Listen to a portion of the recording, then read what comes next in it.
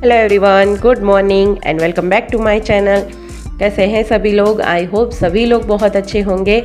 और अभी सुबह सुबह का टाइम हो रहा था, मतलब अर्ली मॉर्निंग तो नहीं है, थोड़ा सा लेट हो चुका है क्योंकि पहले मैंने सारे काम किए, घर के जो भी मॉर्निंग के काम होते हैं वही सारे काम किए हैं। झाड़ू पोछा वगैरह सब कुछ हो चुका है मेरा।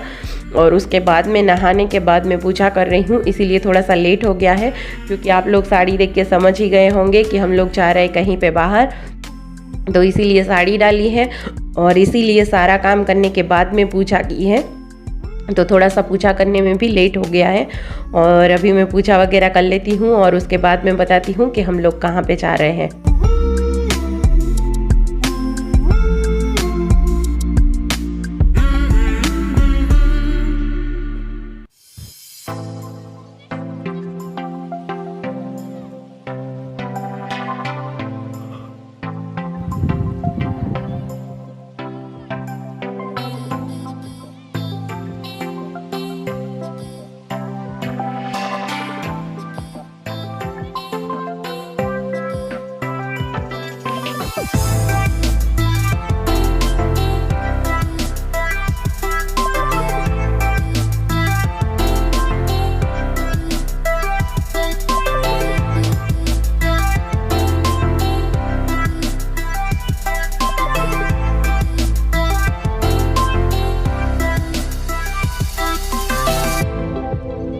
और ये देखिए, हम लोग पूजा वगैरह करने के बाद में निकल पड़े हैं।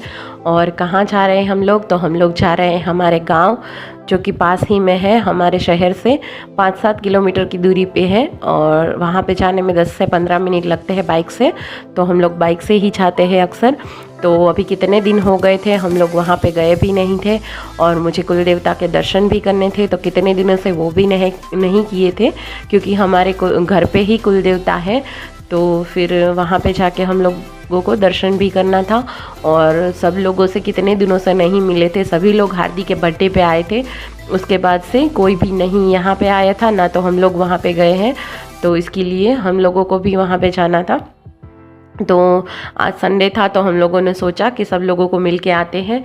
और कुलदेवता के सामने घूंघट डाले रहना रहता है सारी बहुओं को, तो इसीलिए मैंने भी घूंघट निकाला है। और सारी पूजा वगैरह जो घर के जेंट्स होते हैं वही करते हैं। औरतें सिर्फ घूंघट डाल के ही सिर झुका के माथा टेक लेती है बस।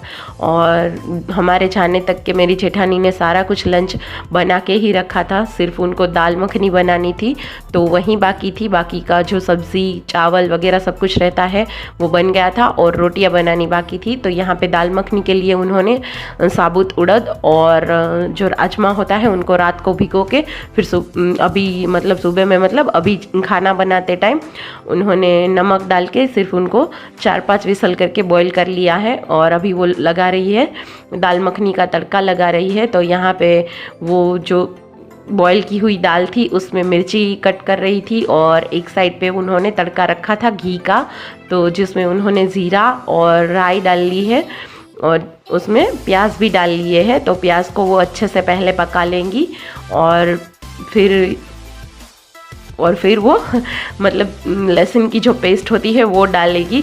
और मुझे बोलने में इतना इसलिए सोचना पड़ता है क्योंकि मैंने आज से पहले कभी भी दाल मखनी नहीं बनाई है और ये उनकी रेसिपी है, तो वही बना रही थी, मैं तो सिर्फ शूट कर रही थी।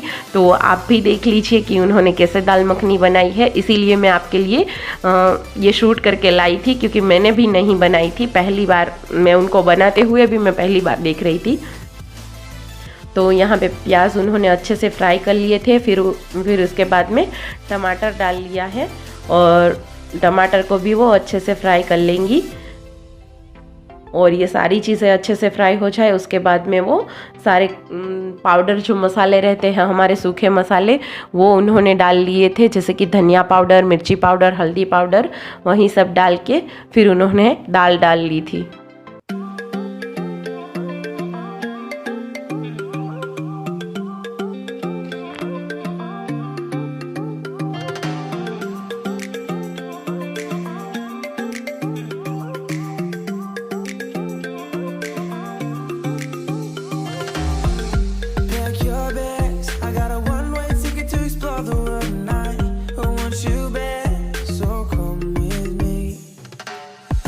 तो ये देखिए इस तरीके से दाल बॉयल होके फिर तैयार हो गई थी। तो ये हमारी दाल मखनी बन गई थी और बहुत ही ज़्यादा टेस्टी बनी थी, बहुत अच्छी दाल मखनी बनी थी। और फिर दोपहर में लंच करने के बाद हम लोग बातें वगैरह करने के लिए बैठ गए थे। जो दिवाली की शॉपिंग की थी उन्होंने, वो हम लोगों ने देखी। और अभी दिवाली काम भी वहीं पे चल रहा था, तो सारी चीज़ें इधर उधर पड़ी है। और ये हार्दी उठने के साथ ही खेलने लग पड़ी थी शाम को। और अभी वो बैठी है प्लेटफॉर्म पे, क्योंकि वो कर रही है अपनी मैगी बनने का वेट, और मैगी बन रही थी उसके लिए। तो वो स्नैक से खेल रही थी, उसको वो स्नैक इतना पसंद है, वो तो घर पे लाना चाहती थी पर वो वहीं पे भूल गई। और फिर रात को हम लोग घर पे आए तो फिर रोने लगी थी कि मैं अपना स्नैक क्यों भूल गई, मैं अपना स्नैक क्यों भूल गई। तो फिर अभी उसको वो स्नैक चाहिए था। वो उसको जब से वहाँ पे गई थी तब से उसके साथ में ही लेके बैठे थी।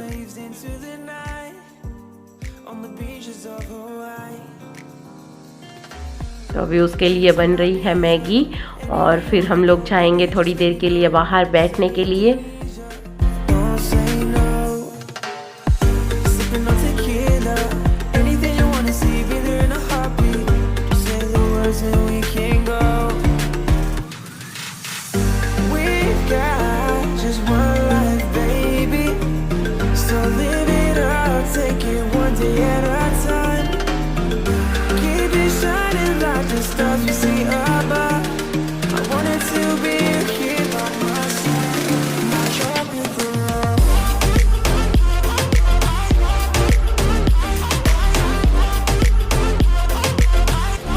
हार्दी के लिए मैगी बनाने के बाद में यहाँ पे आ गए हैं, मेरे जेठ किचन में आए हैं। और एक ख़ास चीज़ बनने वाली है जिसका आटा पहले से लगता है। वो क्या चीज़ बनेगी वो मैं अभी आपको बाद में बताऊंगी। अभी पहले वो लगा रहे हैं, उस चीज़ के लिए आटा लगा रहे हैं। यहाँ पे उन्होंने ले लिया है मैदा और उसमें डाल लिया है घी।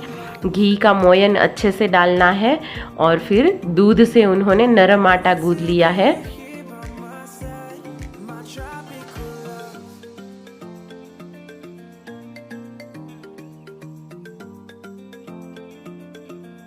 और इस आटे को घंटे भर के लिए या 1.5 घंटे के लिए रेस्ट देना रहता है, तो इसीलिए वो पहले से ही आटा लगा के रख रहे हैं। और फिर जो बनाएंगे वो तो शाम को ही बनाएंगे। तो मैं आपको दिखाऊंगी कि क्या बनने वाला है, तो आप मेरी वीडियो को पूरा एंड तक देखिएगा कि ये क्या चीज़ बनने वाली थी। तो अभी वो आटा लग चुका है और नरम सा आटा लगाया है उन्होंने, और गीले कपड़े से ढक के फिर बाउल ढक के साइड में रख दिया है।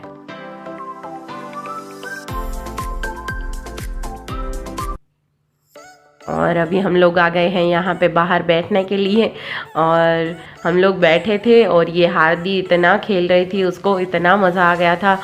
वहाँ पे सारे बच्चे खेल रहे थे, ये मिट्टी, भूमि, ये शिवम, ये तीनों मेरे जेठ जी के बच्चे हैं, तो वो लोग भी खेल रहे थे। हार्दी के पापा खेल रहे थे और सारे लोग खेल रहे थे। तो हार्दी को बहुत मज़ा आता है और हार्दी बहुत एंजॉय करती है, तो इसीलिए आज तो उसका संडे बन गया था।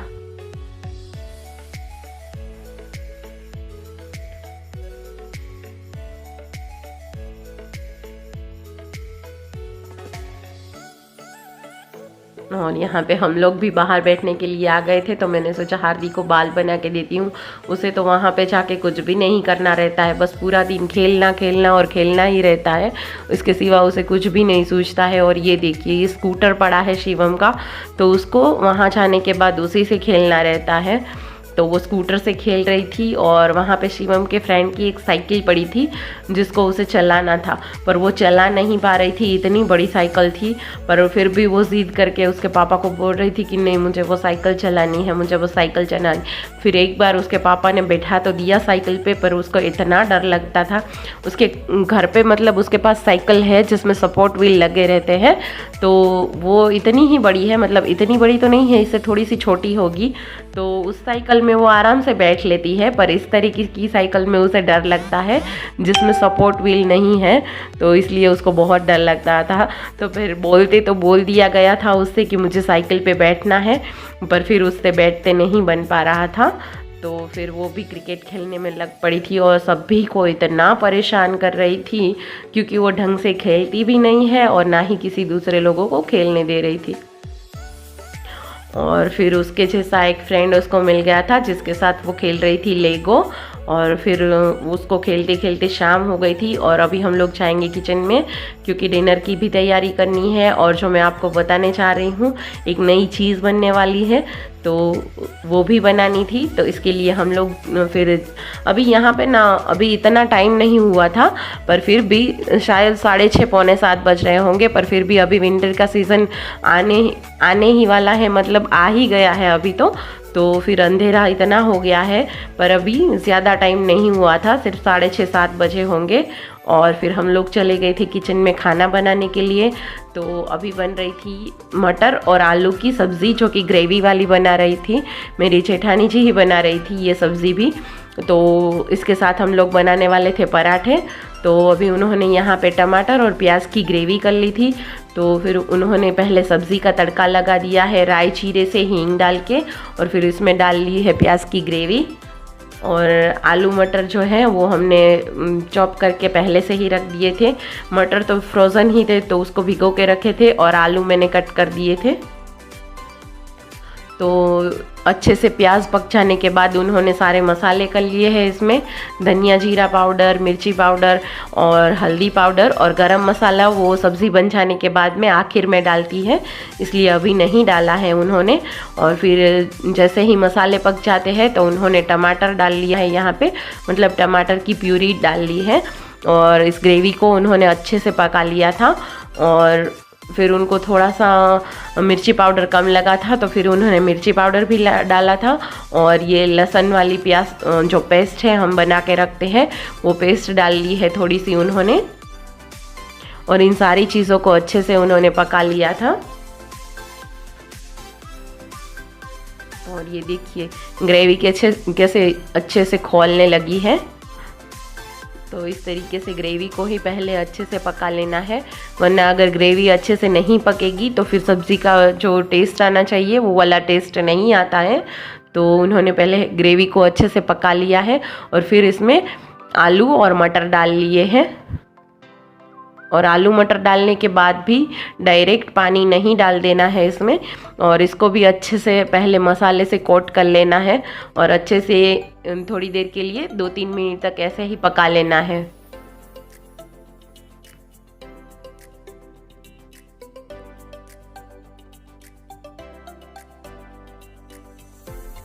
और उन्होंने वापस से डाला है थोड़ा सा धनिया जीरा पाउडर, और आखिर में वो डालती है गरम मसाला, जो कि वो घर पे ही बनाती है। तो वही वाला गरम मसाला उन्होंने डाल लिया है, और थोड़ा सा पानी डाल लिया है, और 2 सीटी आने तक उन्होंने सब्ज़ी को पका लिया था। तो हमारी सब्ज़ी बन गई थी, और हम लोग फिर बनाने लगे थे पराठे।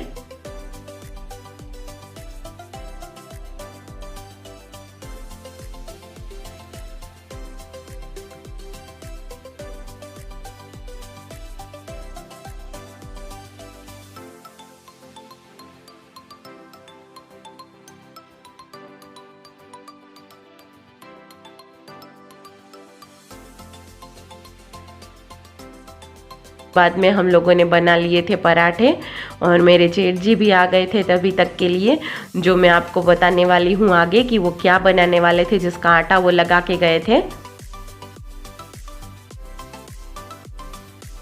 तो वो वेट कर रहे थे कि कब हमारे पराठे ख़त्म हो। और यहाँ पे वो बना रहे थे सूरती घारी, जो कि हमारा फेमस सिटी है डायमंड सिटी सूरत, और जहाँ की साड़ियाँ भी बहुत फेमस है, वहाँ की घारी भी बहुत फेमस है। ये एक तरह की स्वीट है।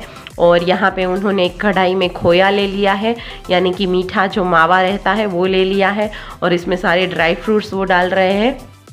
और खोया को थोड़ा सा गर्म कर लिया है उन्होंने। और जो आटा तो हमने पहले से लगा के रखा था, मैदे में घी और दूध से आटा लगाया था, घी का मोयन दिया था, और दूध से नरम आटा गूंद के 1 घंटे पहले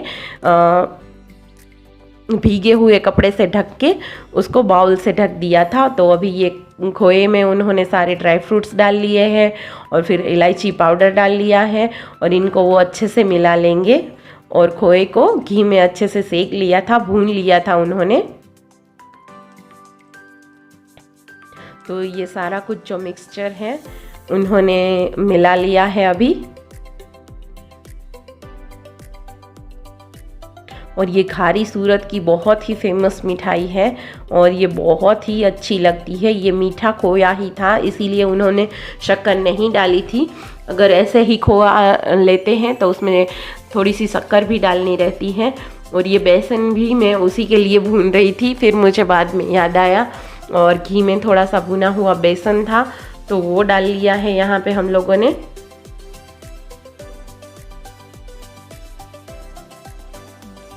और वैसे मेरे जेठ जी का कैटरिंग का बिज़नेस है, इसीलिए वो ऐसे स्वीट्स और वगैरह सब कुछ घर पे बनाते रहते हैं।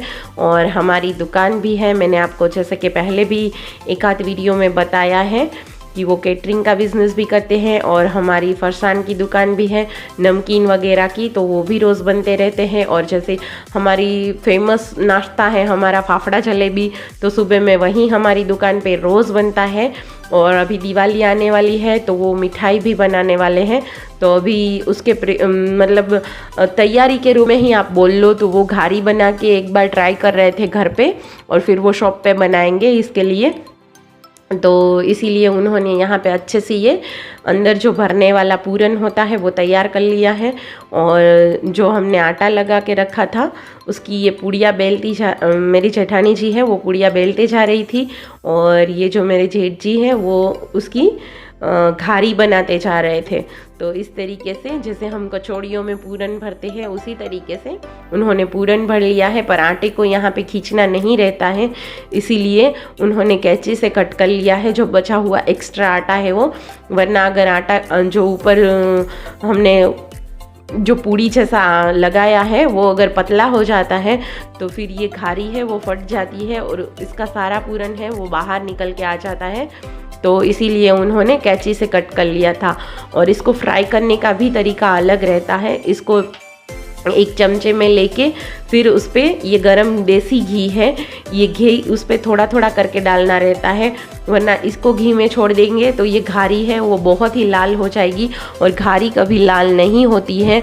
और इसीलिए इसको वाइट ही रखना है और अच्छे से पकाना भी है। तो इस तरीके से इस पर गरम गरम घी डालते रहना है, तो इस तरीके से वो पक भी जाएगी और लाल भी नहीं होगी। और अगर इसको घी में छोड़ देंगे तो ये बहुत लाल हो जाएगी और इसके फटने का भी डर रहेगा। तो इसका जो मावा जो अंदर हमने खोआ भरा है वो बाहर निकल के आ जाएगा, इसके लिए इसको इसी तरीके से तलते हैं।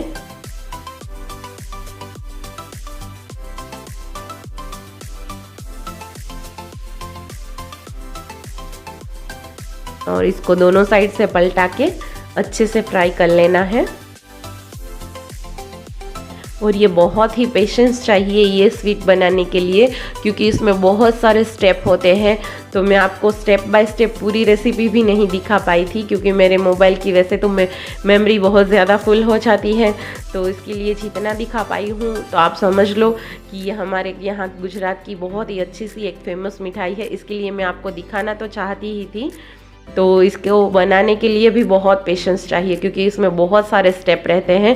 पहले आटा गूँथना, फिर वो अंदर भरने वाला जो पूरन होता है वो बनाना रहता है, फिर इसको असेंबल करना, फिर इसको फ्राई करना, और अभी एक दो स्टेप है उसके लिए जो कि मैं अभी आपको आगे दिखाऊंगी।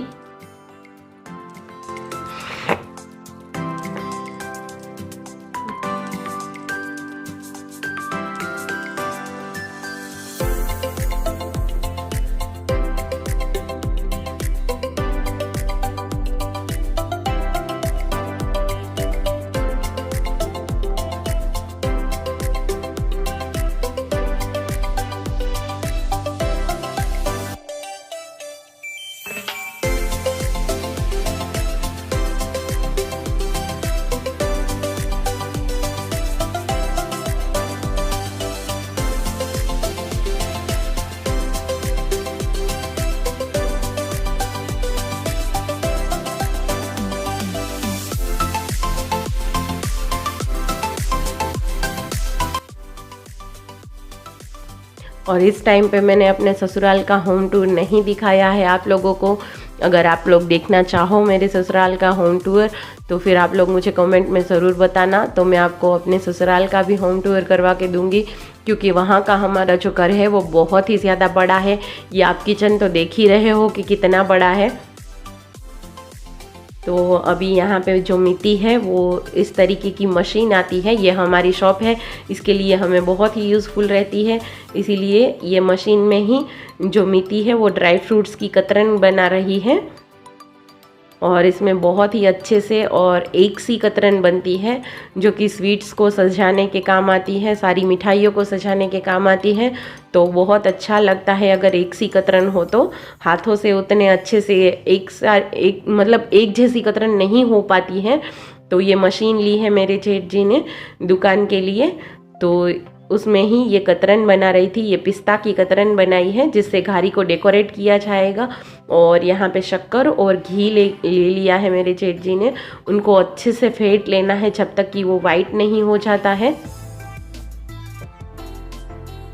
और अगर ये गर्मी है और ये अच्छे से नहीं फेंट पा रहे हो आप, तो इसको 5-10 मिनट के लिए फ्रिज में रख देंगे और उसके बाद में फेंटेंगे तो अच्छे से फेंटा जाएगा। और फिर जो हमने घारी फ्राई की है उस पे ये फेंटा हुआ घी और शक्कर जो है, फेंटी हुई शक्कर और घी का मिक्सचर जो हमने बनाया है उसको उस पे डाल लेना है, चम्मच से अच्छे से कोट कर लेना है घारी को उससे।